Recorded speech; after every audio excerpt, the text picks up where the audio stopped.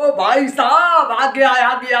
मतलब थोड़ा सा मैं लेट हूँ यार, मैं लेट हूँ। मुझे बाद में मालूम चला 8 बजे सोकर उठी। 8 बजे सोने के बाद मैं डायरेक्टली सोचा कि कोई गाना आने वाला है। मुझे पता सही में नहीं था, बस इतना पता था कि कल आने वाला है। बल्कि मैंने सोचा था टीजर शायद लॉन्च करेंगे, लेकिन दशहरा इतना ना, दशहरा आ गया ना फाइनली, अभी तो उसी में है। एक खत्म हो गया, अब दूसरा है। तो मैंने सोचा कि टीजर लोग छोड़ेंगे, लेकिन टीजर छोड़ने का अब टाइम नहीं है, बहुत लेट इन लोगों ने कर दिए हैं। अब डायरेक्ट वीडियो आ रहा है, तो हमने सोचा कि वे म्यूजिक चैनल पवन भैया का गाना रिलीज करेगा तो पहले टीजर तो जरूर फेंकेगा, उसके बाद वो गाना लॉन्च करेगा, जिसके वजह से हम एकदम निश्चिंत थे नहीं आएगा। फिलहाल भाई आया ना, और मैंने देखा 8:30 बजे। फ्रेश और होने में, सब कुछ करने में टाइम लगा, उसके बाद वीडियो बनाने बैठे और इस समय वीडियो बना रहा हूँ।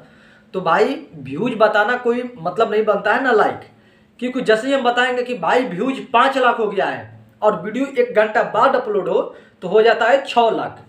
लाइक बताएंगे 65,000 हो गया है, जैसे ही वीडियो अपलोड होगा 1 घंटा बाद तो पता चलेगा नहीं 80-85 हज़ार लाइक है।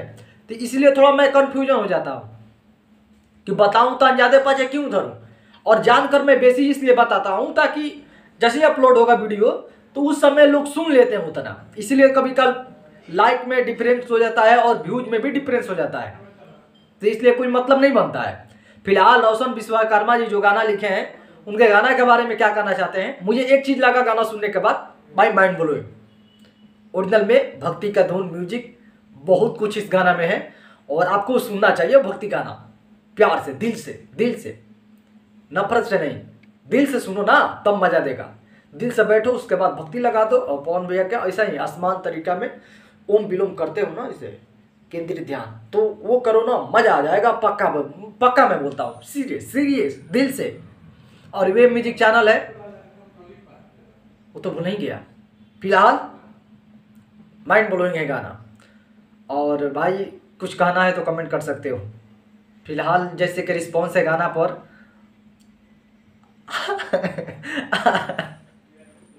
आग लगा देगा पक्का, फाइनल। सो हम समझ रहे हैं, आ रहे हैं। ओके, नमस्कार।